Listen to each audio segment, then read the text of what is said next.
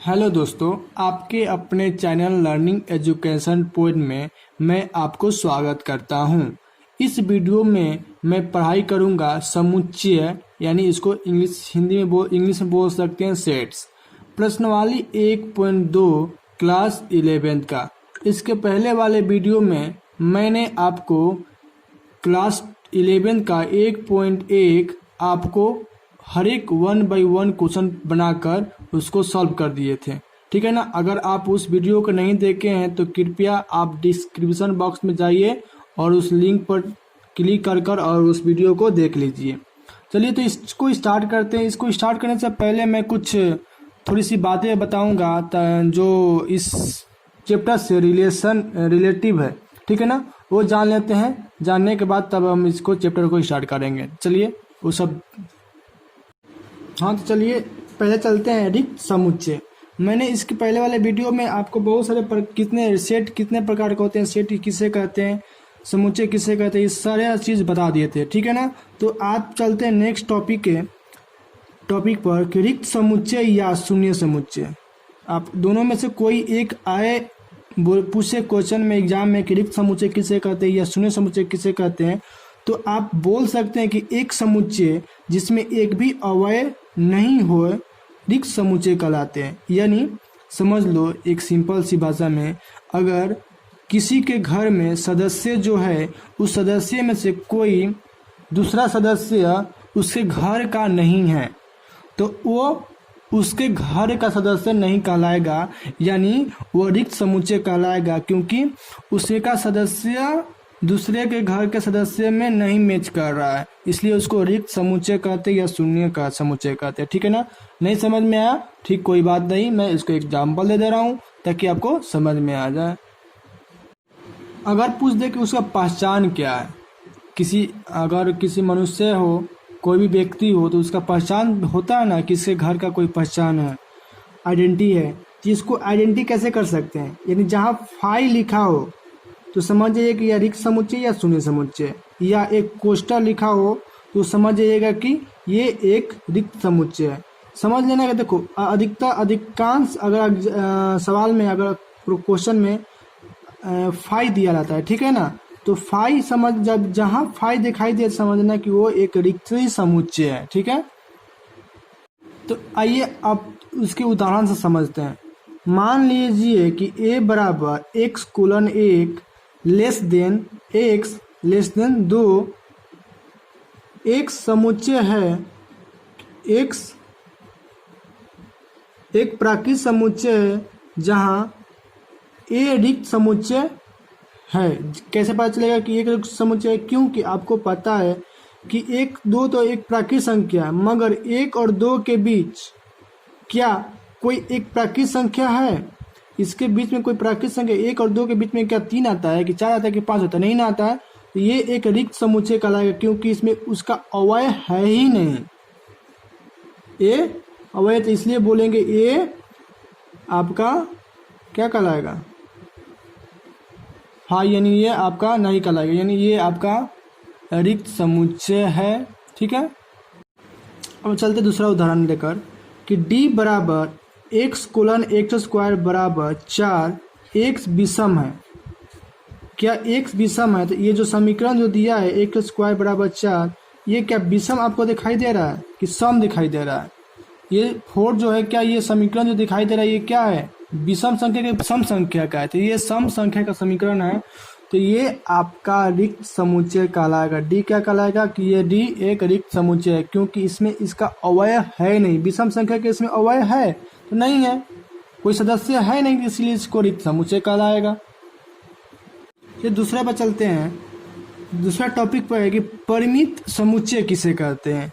तो आप परिभाषा से समझ सकते हैं कि एक समुच्चय जो रिक्त है अथवा जिसके अवयवों की संख्या निश्चित होती है परिमित समुच्चय कहलाता है। यानी आपको एक निश्चित है कि आप, जैसे कि आपको जाना होगा दिल्ली, तो आपको निश्चित है कि दिल्ली ही जाना है। अगर कोई राम है तो दिल्ली जा रहा है तो दिल्ली ही जाएगा, नहीं तो दिल्ली भी जाएगा, मुंबई भी जाएगा, कोलकाता भी जाएगा। तो ये अनिश्चित है, क्यों? कि वो कहीं भी जा सकता है, ठीक है ना। तो जो कहीं भी जा सकता है उसको अनिश्चित बोला जाता है। जो एक ही जगह जाएगा, एक श्योर है कि वहीं जाएगा, उसको अनिश्चित बोला जाता है, उसको निश्चित बोला जाता है, उसी को बोलते हैं परिमित समुच्चय। जैसे कि आप एक उदाहरण से समझ जाए कि लिखा होगा कि यदि W सप्ताह के दिनों का समुच्चय है तो W क्या कहलाएगा?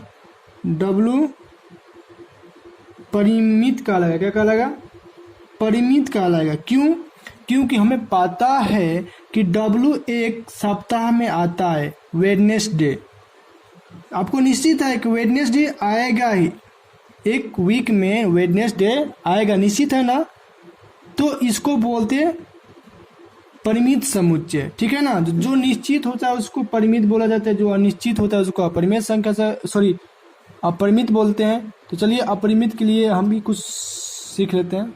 अब उसी तरह जिस तरह परिमित था उसी तरह अपरिमित है। आपका परिभाषा दोनों सेम मिलता है, बस इसमें एक थोड़ा सा चेंज होता है।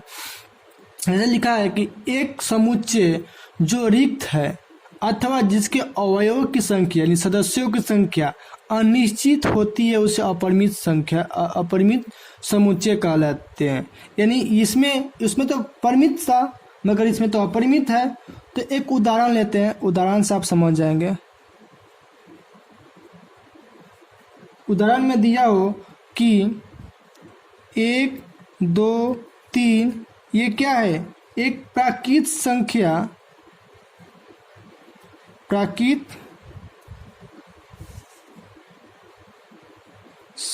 का समुच्चय है।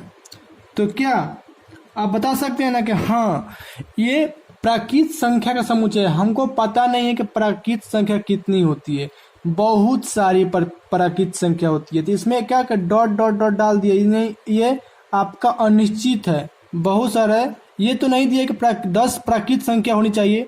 अगर 10 प्राकृत संख्या बोल देगा तो 10 प्राकृत संख्या निश्चित कहलाएगा, मगर बोल देगा कि प्राकृत संख्या लिखिए तो ये तो नहीं बोल रहा है कि प्राकृत संख्या कितना बोल रहा है। अगर जितना मन उतना लिख सकते हो वो अनिश्चित है, यानी अनिश्चित में लिख सकते हो, उसको बोलते हैं अपरिमित समुच्चय। आपको समझ में आ गया? जैसे आपको दिया रहेगा, एक और उदाहरण दे देते हैं कि अगर आपको बोल देगा कि एक और है 1 3 5 7, ये क्या कहलाएगा कि ये विषम संख्या का क्या करेगा? विषम संख्या का अपरिमित समुच्चय है। क्यों? क्योंकि ये विषम संख्या, मगर ये बोला नहीं है कि बस 5 6 7 8 10 ही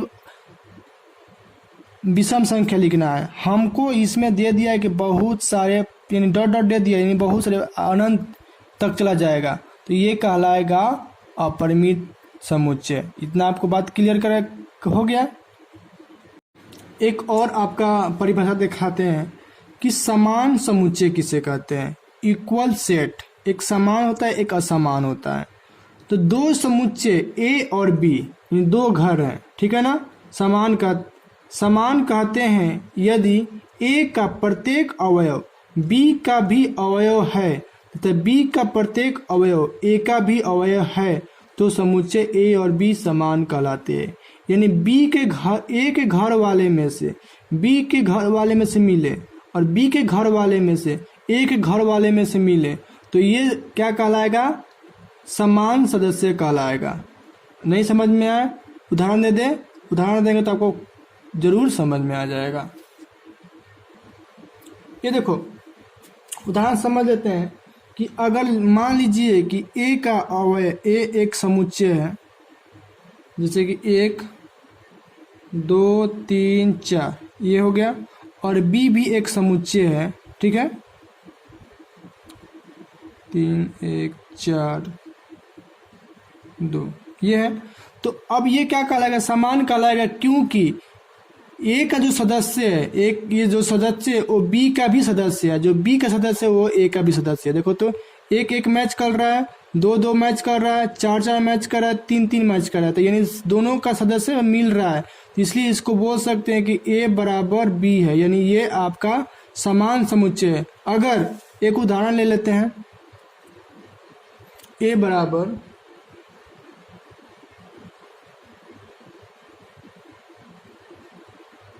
5 6 7, ठीक है, और बी बराबर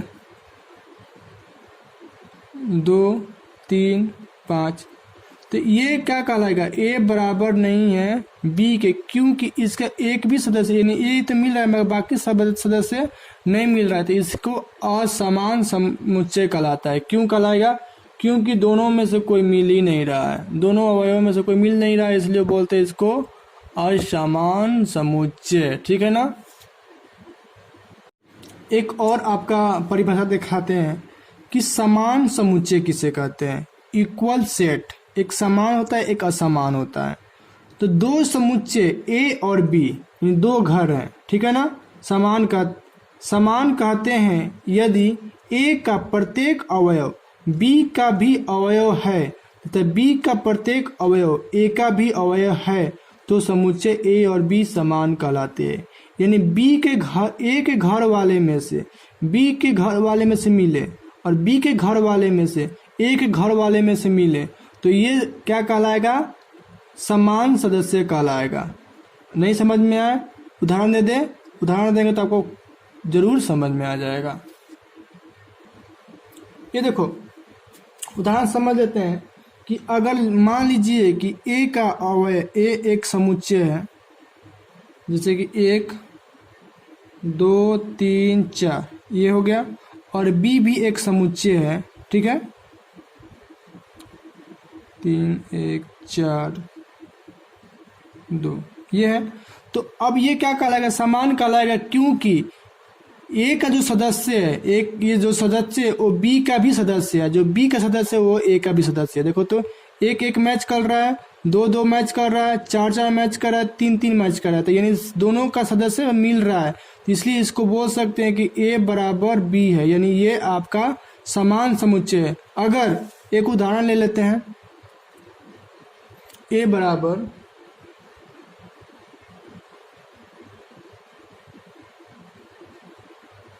5 6 7, ठीक है, और बी बराबर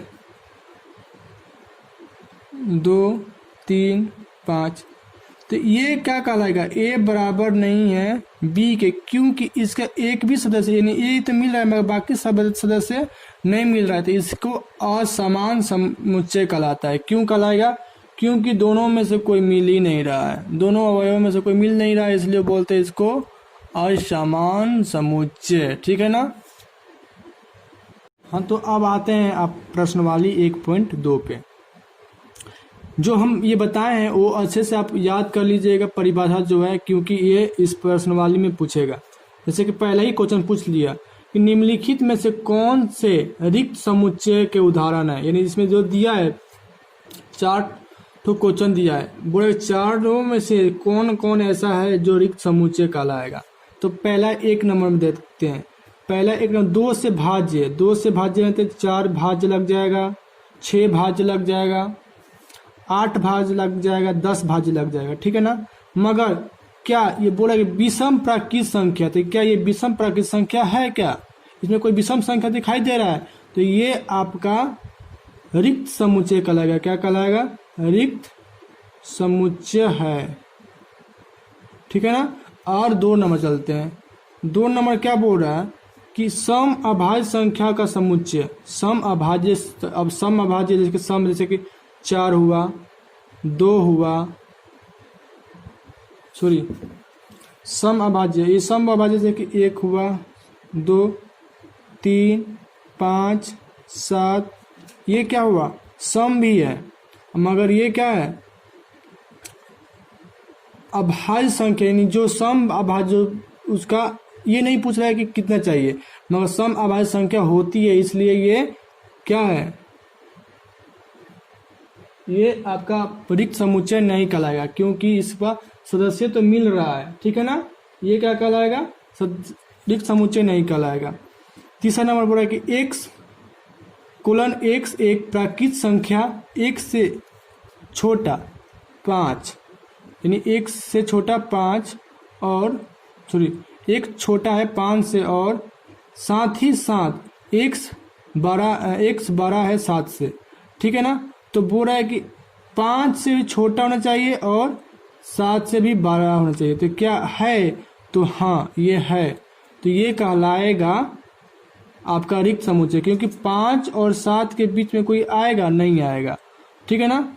तो 5 और 7 दो, अगर 6 आएगा तो 6 क्या है, 5 छोटा है क्योंकि बड़ा है तो बड़ा है, और 7 से बड़ा क्या है, 5 7 से बड़ा 8 है ना, तो 8 है, इसमें नहीं है। तो ये हमारा कहलाएगा क्या, तीसरा नंबर क्या कहलाएगा, रिक्त समुच्चय है।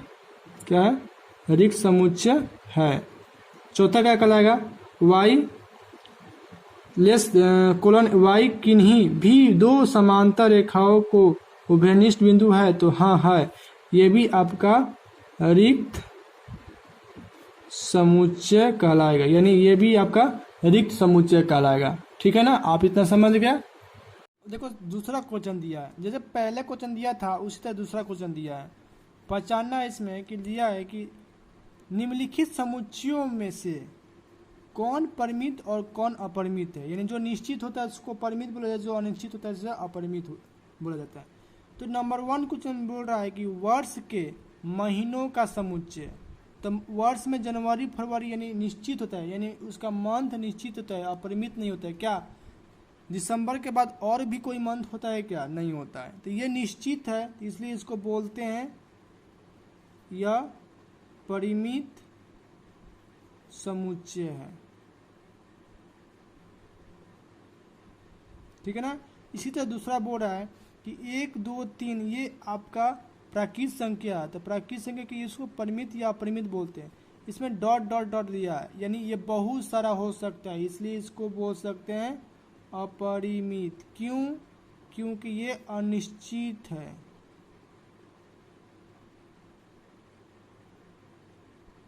इसी तरह तीसरा नंबर बोल रहा है कि 1 2 3 डॉट डॉट 99 100, इसमें आप बोलेंगे कि इसमें डॉट डॉट दिया तो ये तो आपका अनिश्चित होगा, नहीं, ये 1 2 3 केवल 100 के बीच में है, तो 100 के बीच में है, तो ये निश्चित है कि हाँ 1 से लेकर 100 तक ही काउंट करना है, उससे ज़्यादा काउंट नहीं करना है, इसलिए इसको बोल सकते हैं कि परिमित समुच्चय है, ठीक है ना। कौन सा, परिमित समुच्चय। बोला कि 100 से बड़े धन पूर्णांकों की संख्या समुच्चय। अब 100 से धन पूर्णांक तो बहुत बड़ा हो सकता है, धन पूर्णांक यानी प्लस, तो 101 हो सकता है, 102, 103, 104, 105, यानी बहुत सारा हो सकता है, तो इसको बोल सकते हैं अपरिमित समुच्चय। क्यों कहलाएंगे, क्योंकि ये अनिश्चित है।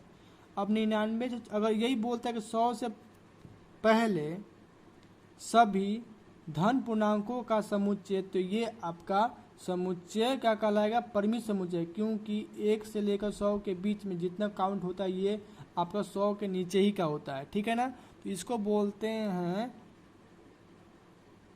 अपरिमित, ठीक है ना। अब आते हैं दूसरा 5वां नंबर पर कि 99 से छोटे अभाज्य पूर्णांक की संख्या। तो 1 से लेकर 99 के ही बीच ना अभाज्य संख्या हो सकती है, छोटी से छोटी, उससे तो बड़ा नहीं हो सकती है। अगर -1 कर देंगे तो ये माइनस हो जाएगा, मगर ये क्या बोल रहा है, छोटी अभाज्य संख्या पूर्णांक को, ये कहलाएगा क्या,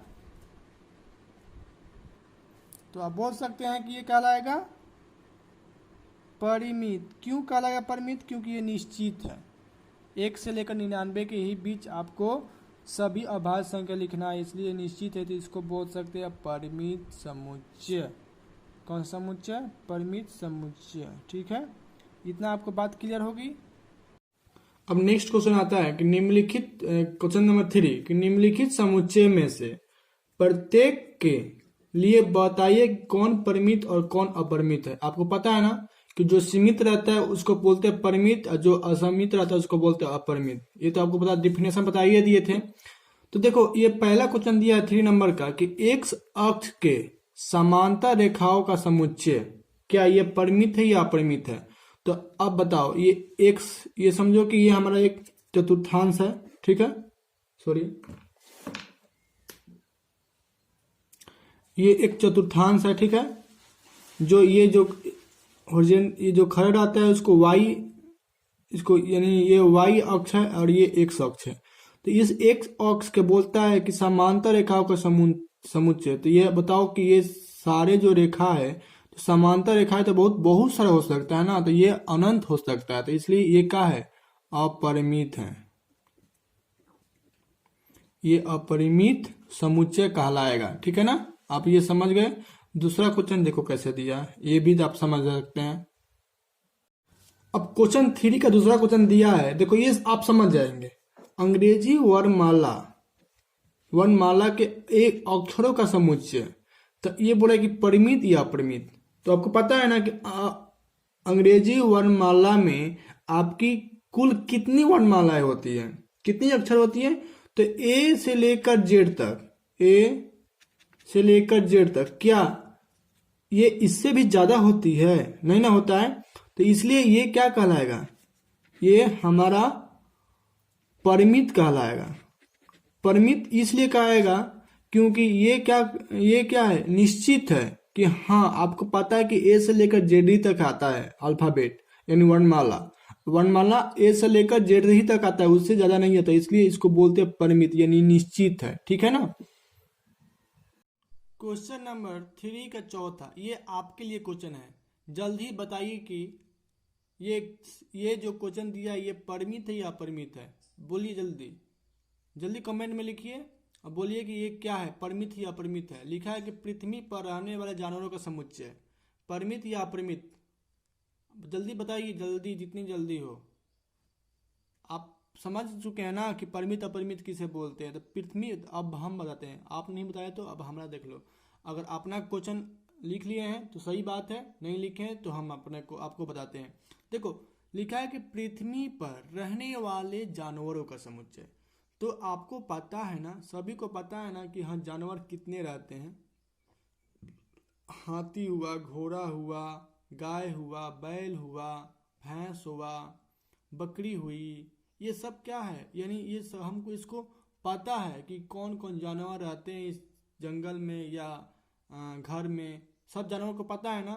तो ये सीमित है हाँ कि ये पृथ्वी पर इतने ही जानवर रहते हैं, ठीक है ना। तो इसको बोलते हैं, यानी ये आपका क्या कहलाएगा, बता दो क्या कहलाएगा। तो परिमित कहलाएगा। परिमित क्यों कहलाएगा, क्योंकि ये सीमित है, ठीक है ना, कि जानवरों की यानी पृथ्वी पर आने वाले जानवरों की समुच्चय क्या है, सीमित है, इसलिए इसको अपरिमित नहीं बोलेंगे, इसको परिमित बोलेंगे, ठीक है ना। अपना आंसर मिला लेना। अब आपके लिए क्वेश्चन 3 का क्वेश्चन नंबर 5 दिया है कि मूल बिंदु 0 से 0 से होकर जाने वाले वृत्तों की समुच्चय। ये आपके चतुर्थांश है और चतुर्थांश में इसको क्या बोलते हैं, 0 और 0, ये आपका मूल बिंदु है 0 से 0, ठीक है, नियामक। तो बोल रहा है कि इसमें से क्या कितने वृत्त जा सकते हैं।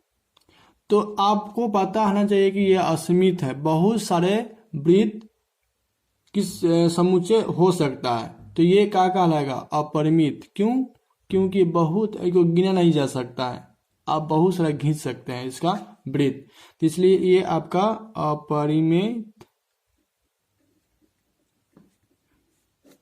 समुच्चय कहलाएगा।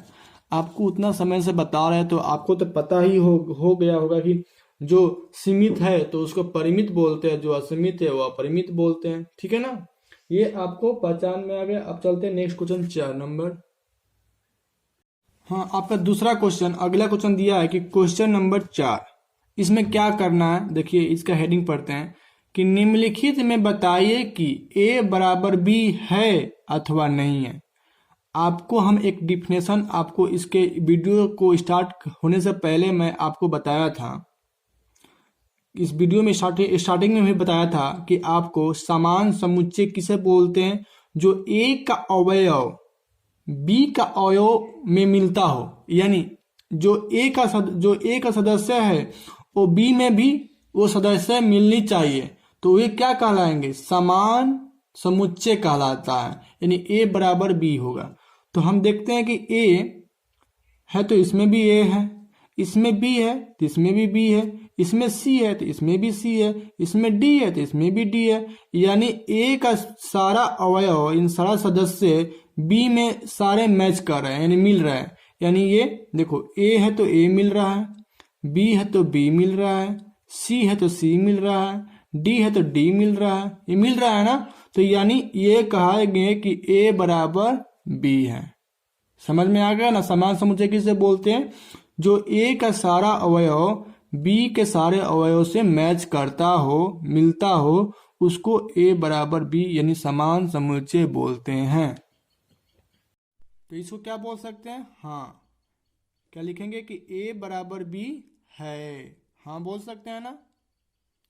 अब क्वेश्चन नंबर 4 का दूसरा दिया है कि ए बराबर 4 8 12 16, बी बराबर 8 4 16 18। तो बोल रहा है कि इसमें ए बराबर बी है, ए बराबर बी हाँ है या नहीं है। तो देखते हैं कि सदस्य मिल रहा है कि नहीं। हाँ, तो ए एक सदस्य मिल रहा है, 4 और 4 मिल रहा है, 8 और 8 मिल रहा है, 12 तो नहीं मिल रहा है, ना ही 16 मिल रहा है, ठीक है ना, मगर 12 18 है, तो ये आपका मैच नहीं कर रहा, यानी बोलेंगे कि ए का सारा अवयव, कुछ अवयव मिल रहा है, कुछ मिल रहा है, कुछ बाकी एक नहीं मिल रहा है, तो इससे मतलब नहीं है। हम बोले हैं कि समान समुच्चय उसे बोलते जो सारा अवयव, ए का सभी अवयव, सभी सदस्य बी में होना चाहिए, तभी उसको समान समुच्चय बोल सकते हैं। तो मगर ये आपका एक, बाकी सब मिल रहा है मगर एक नहीं मिल रहा है, तो इसलिए हम इसको बोल सकते हैं कि ए बराबर, ए जो है बी के बराबर नहीं है, यानी इसको हम नहीं बोल सकते हैं कि ये ए का अवयव ए बराबर बी नहीं है, ठीक है ना।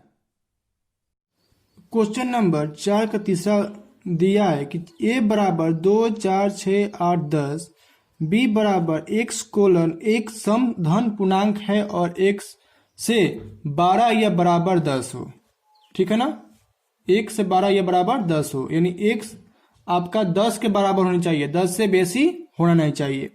तो ये देखो ए का तो दिया है कि ए बराबर, ए का समुच्चय का दिया है 2 4 6 8 10, ये समान है कि नहीं है देखते हैं।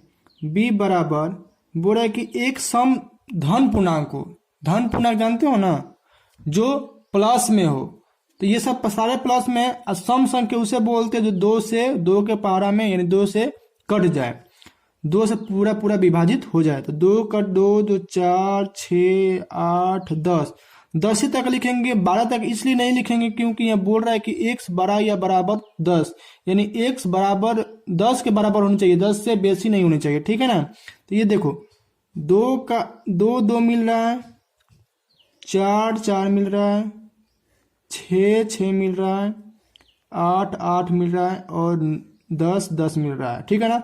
आप मत लिखिएगा ऐसे, हम आपको दिखा रहे हैं मैच कर कर, ठीक है ना। आप एक लाइन में लिख सकते हैं कि ये हाँ या ना। तो ये बताओ कि ये क्या है, ए बराबर बी है या नहीं है।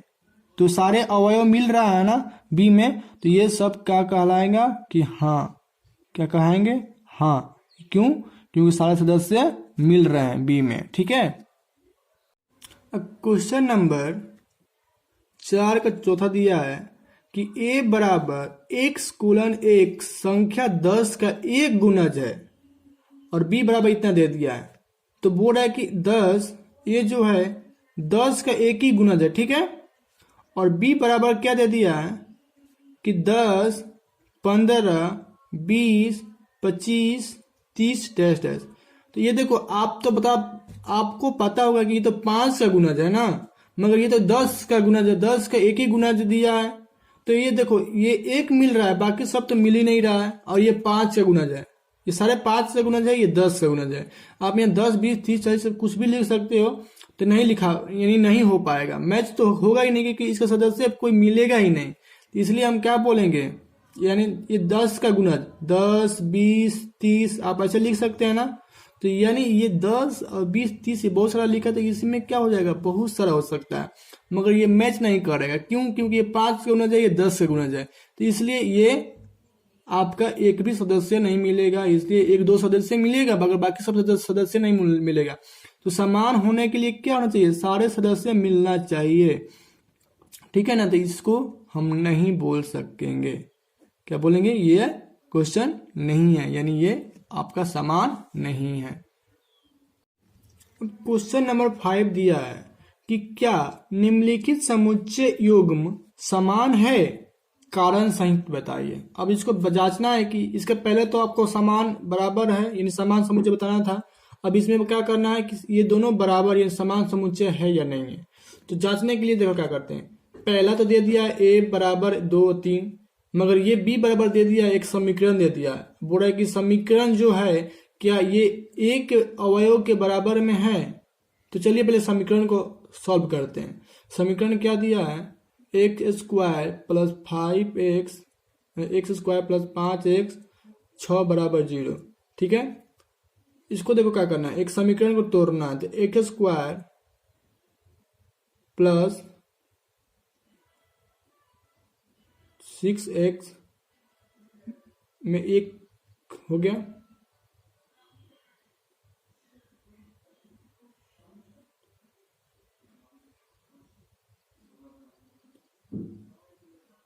थ्री टू जा 6, ठीक है। 3 दूना का 6 और 3 दू 5 हो जाएगा, प्लस 6 बराबर 0। अब देखो क्या करेंगे, इसमें से x कॉमन लेते हैं। तो x कॉमन लेंगे तो आप ये 10th क्लास में पढ़ चुके हैं, ठीक है ना। इसमें आपको समझाना की जरूरत नहीं पड़ेगा, आप खुद समझ सकते हैं। इस यहाँ 2 है तो 2 निकाल दिए तो यहाँ बचेगा x प्लस 3 बराबर 0, ठीक है। यहाँ पर देखो x प्लस 3 और यहाँ पर x प्लस 2 बराबर 0, ठीक है। यदि इसको बराबर करने पर तो x प्लस 3 बराबर 0, प्लस में इधर जाए तो क्या हो जाएगा, माइनस में हो जाएगा, ठीक है। इसी तरह x प्लस 2 बराबर 0, तो इसलिए x बराबर -2 हो जाएगा, ठीक है ना। ये और आगे समझाते हैं। ये देखो a बराबर 2, 3, मगर समीकरण में लिखला है -2 और -3, ठीक है ना। अवयव तो समान है, मगर इसमें एक धनात्मक है और एक ऋणात्मक है, तो ये हमारा नहीं कहलाएगा। क्या कहलाएगा, a बराबर b नहीं है। क्यों नहीं है, क्योंकि हम बोल सकते हैं कि ये दोनों तो अवयव समान है, मगर ये एक धनात्मक है और एक ऋणात्मक है, इसलिए ये समान नहीं कहलाएगा, ठीक है। देखो क्वेश्चन नंबर 2 5 का दूसरा नंबर कि a बराबर x कुलन x शब्द FOLLO फ्लो का एक अक्षर है, जो b बराबर y कुलन y शब्द उल्फ का एक अक्षर है। यानी दिया है कि a का समुच्चय FOLLO फ्लो लिखा है और b क्या दिया है, WOLF। इसमें कोई एक अक्षर क्या समान है, इसमें क्या लिखेंगे कि कोई एक अक्षर समान है, तो हाँ ये आपका समान है, तो इसलिए हम लिखेंगे कि a बराबर b है। क्यों कहलाएंगे ये, क्योंकि हम ये लिख सकते हैं, इसके कारण बता सकते हैं कि इसमें से फ्लो यानी इस फ्लो अक्षर वर्ड में से कोई एक वर्ड उल्फ के कोई एक वर्ड के में से मैच कर रहा है, यानी समान मिल रहा है, तो इसलिए ये एक हमारा क्या कहलाएगा, a बराबर b है, इसलिए हम इसको हाँ बोलेंगे। और आप कारण बता सकते हैं कि फ्लो शब्द का उल्फ शब्द में से कोई एक अवयव, एक सदस्य यानी एक अक्षर मिल रहा है, इसलिए ये एक बराबर b है, ठीक है। ये आपको समझ में आया ना। चलो नेक्स्ट क्वेश्चन चलते हैं। इस प्रश्नवाली का सबसे लास्ट क्वेश्चन दिया है कि नीचे दिए हुए समुच्चय में से समान समुच्चयों का चयन कीजिए। ये देखो ये आपको बिखरा पड़ा हुआ है, यानी ये इधर से उधर लिख दिया गया है और इसको समान करना है कि इसमें से कौन कौन समान है, ठीक है। तो पहले चलते हैं कि a बराबर दिया है कि 2 4 6 दूसरी 2 4 8 12, तो 2 4 8 12 कहीं दिखाई दे रहा है आपको? तो हाँ दिखाई दे रहा है। कहीं दिखाई दे रहा है? नहीं दिखाई दे रहा। 2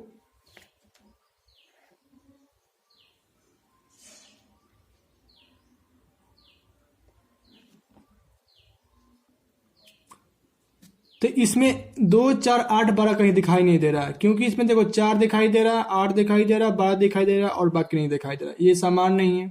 चलो बी पे चलते हैं। बी दिया है 1 2 3 4, तो कहीं 1 2 3 4 वाला कहीं दिखाई दे रहा है ऑप्शन?